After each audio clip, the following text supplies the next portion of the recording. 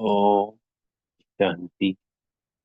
आज 17 अक्टूबर 2024 के महावाक्यों के मनन चिंतन। प्यारे मीठे बाप दादा ने कहा कि याद की अटेंशन पे पूरा ध्यान देना, इसी से हम सतो प्रधान बनेंगे। तो पढ़ाई पे तो ध्यान देते ही हैं बच्चे, पर जो सतो प्रधान अवस्था है, तमो प्रधान से सतो प्रधान, वो सिर्फ याद की यात्रा से ही बना जा सकता है। अंत में तो सभी सजाएं खाएंगे तो तमो प्रधान से सतो प्रधान बन जाएंगे, पर बिना सजा खाए सिर्फ याद से ही सतो प्रधान बना जा सकता है। इसलिए बाबा हमारा बार बार अटेंशन दिलवाते हैं, क्योंकि बच्चों का ध्यान रहता है चलो पढ़ाई पढ़ ली हमने, धारणाएं कर ली जो थोड़ी बहुत करते हैं, कुछ बच्चे सेवाएं भी करते हैं तो वो भी कर ली, पर याद पे ध्यान ही नहीं जाता है। वरना अंत में जब सजाएं मिलेंगी तो बच्चे कहेंगे बाबा हमें तो ध्यान ही नहीं रहता। बाबा कहेगा सही भाई, रोज ही मैं आपको टेंशन दिलाता था कि सतो प्रधान बनना है संपूर्ण, तभी तो परम धाम जा पाएंगे ना। क्योंकि संपूर्ण सतो प्रधान आत्मा ही परम धाम जा सकती है। थोड़ी भी आत्मा अगर रजो या सतो में होगी तो परम धाम नहीं जा सकती, फिर उसके लिए सजाएं खानी पड़ती है सतो प्रधान बनने के लिए। इसलिए बाबा हमारा रोज अटेंशन दिलवाते हैं। फिर बाबा ने कहा कि बाप बच्चों पर कौन सी मेहर करते, तो जो बाबा हमको डायरेक्शन देते हैं, हमको श्रीमत देते हैं, यही बाबा की मेहर है। क्योंकि जब हम इस डायरेक्शन का, इस श्रीमत का पालन करते हैं तो हमें सर्व प्राप्तियां हो जाती हैं। हर एक डायरेक्शन श्रीमत को पालन करने से हमको दुआएं प्राप्त होती हैं। तो जब ये दुआएं प्राप्त होती हैं तो हमारा पुण्य का खाता बढ़ता जाता है, और यही आशीर्वाद है, यही दुआएं हैं। क्योंकि ये डायरेक्शन, ये मत श्रीमत किसकी है? स्वयं परमात्मा की, ऑलमाइटी अथॉरिटी की।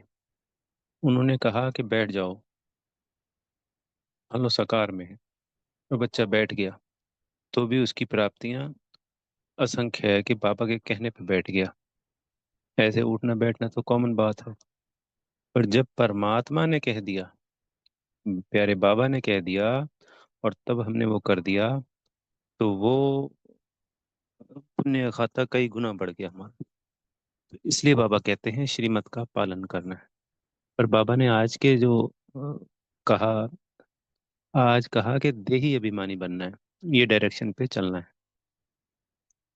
क्योंकि जो अभी बताया वो तो हो गया कि सभी डायरेक्शन का पालन करना, धारणाएं, सेवा, ज्ञान, योग, बाबा की जो डायरेक्शन मिलती है हमें वो करते जाना है।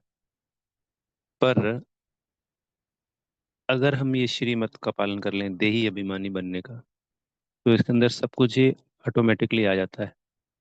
जब हम देही अभिमानी का प्रैक्टिस कर लेते हैं तो आत्मा अपनी सीट पे बैठ जाती है। बाबा कहते हैं ना, अकाल तख्त पर विराजमान है। तो हम द्वापर में आके जब अपवित्रता और देह बहन में आते हैं तो ये अपनी सीट से हिलने लग जाती है आत्मा। सत्युग तीर्था में बिल्कुल सीट पे सेट होती है। तो अब हमें जब देही अभिमानी की यानी आत्मा अभिमानी की या आत्मा की प्रैक्टिस करते हैं तो हम सीट पे सेट हो जाती हैं आत्मा। सीट पे सेट होने पे, अकाल तख्त पे विराजमान होने पे स्वतः ही सारी सेवाएं, सभी धारणाएं, पूरा ज्ञान की समझ होना और सदा बाबा की याद में रहना, ये हो जाता है। पर बाबा हर बार कहते हैं कि ये तो अंत तक होगा संपूर्ण सतो प्रधान बनना। क्योंकि अगर आत्मा पहले ही तो प्रधान बन जाएगी तो शरीर छोड़ना पड़ जाएगा और सब फिर सूक्ष्म वतन में बैठ गए। पर ऐसा कोई है नहीं। फिर आज बाबा ने एक और प्रश्न है कि बच्चों को आपस में कौन सा सेमिनार करना चाहिए। तो बाबा ने कहा कि जैसे यहाँ पे घूमने जाते हो, चक्कर लगाने जाते हो, तो हमेशा बाबा की याद में रहना चाहिए। तो हमें भी कहीं सेवाएं कर रहे हैं, पैदल जा रहे हैं, बाबा ने आज कपड़े धोने का या और एक और कोई उदाहरण लिया है कि ऐसे कर्म करते हुए हमें बाबा को याद में रहना है। तो जब हम आपस में उसको आके वापस डिस्कशन करना है, सेमिनार करना है बच्चों को। तो कौन कितना याद में रहा, किसने क्या क्या संकल्प किए, इससे हमें एक दूसरे को मदद मिलती है कि हाँ ऐसे याद करना है, ऐसे याद करना है, ये बच्चा ऐसे करता है। और फिर ये रेस है, रेस नहीं करनी है, रेस करनी है। तो जब सब अपने अपने अनुभव सुनाते हैं तो एक दो का मनोबल बढ़ता है, समझ मिलती है कि हाँ मुझे भी ऐसे याद करना है। और उमंग उत्साह भी बढ़ता है कि सब कितना पुरुषार्थ कर रहे हैं, कैसे कैसे कर रहे हैं, मुझे भी करना चाहिए। इसलिए बाबा ने कहा कि हमें सेमिनार करना है। क्योंकि मधुबन में तो एक तो एकांत भी अच्छा है, क्योंकि सन्यासी लोग कहाँ जाते हैं, जंगल में तो जाते हैं ना सन्यास करके, एकांत के लिए तो जाते हैं। बाबा ने ये भी क्लियर किया कि सतो प्रधान जब होते हैं तो जंगलों में डर नहीं लगता है, अभी तो तमो प्रधानता की वजह से डर लगता है। अभी तो हम बच्चे भी कैसे, कोई कुत्ते से डरता है, कोई छिपकली से डरता है, कोई कॉकरोच से डरता है, कोई किससे डरता है। तो ये आत्मा की अवस्था तमो प्रधान होने के कारण है ऐसा। कोई द्वापर में हम नहीं डरते थे, जब हम रोज थे सत्य और त्रेता में तो कोई डरने की कोई बात ही नहीं, डर शब्द ही नहीं है। पर द्वापर में भी और कलयुग की शुरुआत में भी हमारी अवस्था ऊंची थी। आपने सुना होगा कई बार, कई राजाएं थी जिन्होंने शेर के साथ लड़ाई करी है। क्लियर है नहीं है, शिवाजी अभी जैसे 300 साल पहले हुए, वो शेरनी का दूध निकाल के लाए कि उनकी माता जी बीमार थी, तो वैद्य ने कहा शेरनी का दूध से ठीक होंगी। तो अवस्था ऊंची थी ना जी। तो आत्मा की अवस्था ऊंची होती है तो किसी से डर नहीं लगता। आत्मा तमो प्रधान कमजोर हो जाती है तो फिर तो चींटी से, सबसे, हर चीज से डर लगने लगता है। तभी बाबा अब आए हैं, तो अब हम जैसे जैसे अवस्था ऊंची होती जाती है तो हमारा अशुद्धता, पीड़ता, नेगेटिविटी, डर, डर भय क्रोध सब समाप्त हो जाता है। बाबा ने कहा अपने आप से अंदर पूछना है, आज मुरली में बताया कि मैं कहाँ तक सतो प्रधान बनी हूँ आत्मा, मैंने कितनी अवस्था ऊंची हुई है, मैं कितना बाबा की याद में रुकता हूँ। ये यात्रा ही है स्वयं से बात करने की। जब तक हम अपना स्वयं चिंतन नहीं करेंगे, स्वयं से बातें नहीं करेंगे, स्वयं की बात का मनन चिंतन करके कमी कमजोरियों का बाबा को नहीं सौंपेंगे, बाबा को नहीं कहेंगे कि बाबा मुझे इसमें मदद चाहिए, ये मेरी कमी कमजोरी है, मैं आपको अर्पण करता हूँ। हम बाबा को अर्पण करेंगे, बाबा से मदद मांगेंगे तो उसकी मदद मिलेगी, शक्तियाँ मिलेंगी। जब बाबा हमको श्रीमत देंगे, श्रीमत देंगे और जब हम उसको इम्प्लीमेंट करेंगे तो असीम शक्तियों की प्राप्ति होती है। कई बार हमें लगता है कि हम बिल्कुल साधारण हैं, जैसे पहले थे वैसे ही अब है, कोई परिवर्तन तो हो ही नहीं रहा। पर ये स्थूल में नहीं है, ये सब सूक्ष्म है। स्थूल में भी होता है, स्थूल में कम होता है, सूक्ष्म में आत्मा का और सूक्ष्म शरीर का बहुत तेजी से परिवर्तन होता है। जब ब्रह्मा बाबा बने तो लास्ट के 6 महीने में तो सबको नजर आया, पर उससे पहले वो पुरुषार्थ कोई 6 महीने का थोड़ी था। वो पुरुषार्थ तो 32.5 साल का था, है टोटल 33 साल का।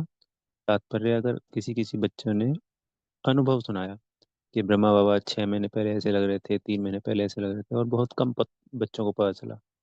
मान लो हफ्ते 10 दिन की भी बात है, और जिस वक्त बाबा शरीर छोड़ रहे थे, जिस दिन रात को मुरली सुनाई तो उन्होंने कहा कहा बच्चों को अलविदा बच्चों, जबकि रोज क्या कहते हैं, गुड नाइट बच्चों। तो कोई बच्चा थोड़ी समझ पाया क्या होने वाला है, कोई अवस्था में परिवर्तन थोड़ी आ गया। तो किसी किसी बच्चे को थोड़ा थोड़ा कभी कभी अनुभव हो रहा था, हल्का हल्का। पर अंदर से आत्मा और सूक्ष्म शरीर तो सतो प्रधान हो गया था ना। यहाँ का सूक्ष्म शरीर, वो जो पहले से विराजमान है वहाँ ब्रह्म सूक्ष्म तन में, ब्रह्मा बाबा का शरीर वो एक होता जा रहा था। तो हमें सिर्फ पुरुषार्थ करते जाना है, हमेशा खुश रहना, मस्त रहना, परिस्थितियों के बारे में नहीं सोचना है, दुनिया के व्यर्थ के बारे में चिंतन नहीं करना है, बाबा के इस ज्ञान में मनन चिंतन करना है, इसमें मस्त रहना है। कोई ये परिवर्तन हो कि हम, ऐसा नहीं है कि हमें एक्सपेक्टेशन पालना है कि हम तो स्टेज पे जाएंगे या वरिष्ठ बहन भाइयों की तरह वो करेंगे। अ, इच्छा अगर है तो बाबा को सौंप देनी है, अर्पण कर देनी है, और उसके लिए लगन से पुरुषार्थ करते रहना है। प्राप्ति होती है नहीं होती है, वो बाबा पे छोड़ देना है। जैसे संसार में कहते हैं ना, कर्म किए जा फल की इच्छा ना कर। क्योंकि जब फल की इच्छा करेंगे तो दिल शिकस्त हो जाएगा। इसलिए हर शुद्ध शुद्ध कर्म करना है, शुभ कर्म करना है, और बाबा को अर्पण करते जाना है। फिर जो होता है होने देना। बाबा जिम्मेवार है। फिर बाबा ने आज साक्षात्कार को भी क्लियर किया कि साक्षात्कार से कोई प्राप्ति नहीं होती। बोला आप से मिलते हो तो मिलने की प्राप्ति नहीं है, प्राप्ति सिर्फ और सिर्फ याद से है। चाहे वो भक्ति है और चाहे वो ज्ञान है।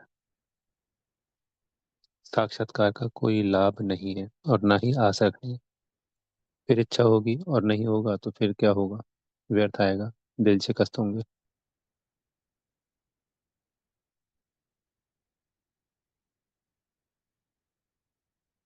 फिर बाबा ने आज वरदान में हमको कहा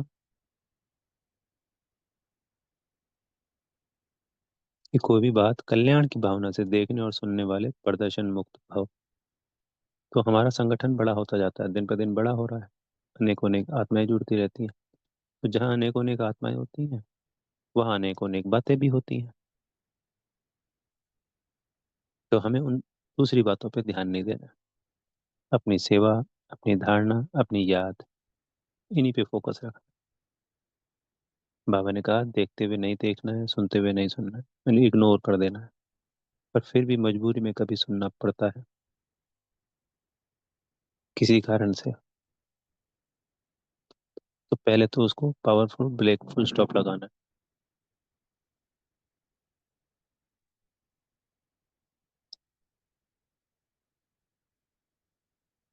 और जिस आत्मा के बारे में सुना, उसको भी शिकायत देनी है कल्याण की भावना से। जो आत्मा सुना रही है हमको, उसको भी कल्याण की भावना से शिकायत देनी है। आत्मिक स्थिति में स्वयं को स्थित है कि दूसरी आत्माओं को भी शक्तियां देनी है। यही किया जा सकता है। बाबा की याद में रहना है। अगर सामने वाला हमें जबरदस्ती सुना रहा है कुछ गलत चीज, उसको कुछ नहीं कहना। फिर इस अवस्था को प्राप्त करके फुल स्टॉप लगा देना। यही इससे बचाव का तरीका है।